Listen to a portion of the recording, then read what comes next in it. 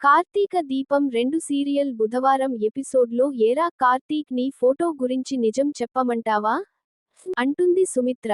నేనేదో సరదాగా షేర్ చేస్తే నిజం చెప్తా అంటావేంటి అత్త వద్దు అంటాడు కార్తీక్.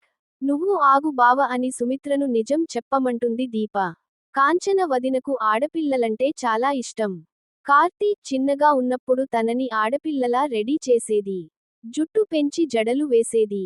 పూలు పెట్టేది. ఒక రోజు కార్తీక్ ని ఆడపిల్లలా రెడీ చేశారు.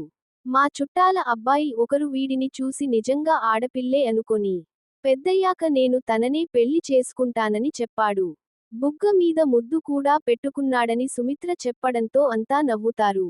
సుమిత్ర నవ్వుతూ దీపతో మాట్లాడుతుంటే కార్తీక్ చూస్తూ ఉంటాడు.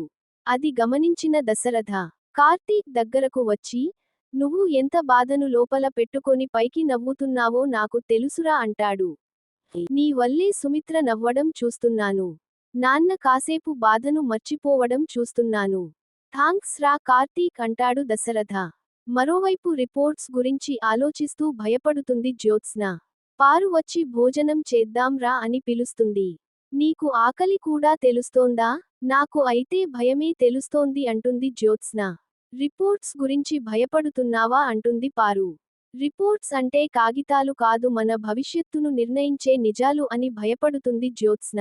నేను చేసిన పాపాలన్నీ కట్టకట్టుకొని ఒకేసారి ఇంటికి వచ్చేలా ఉన్నాయని కంగారు పడుతుంది పారు. ముందు దాసుగాడు ఎక్కడ ఉన్నాడో తెలుసుకోవాలి అంటుంది.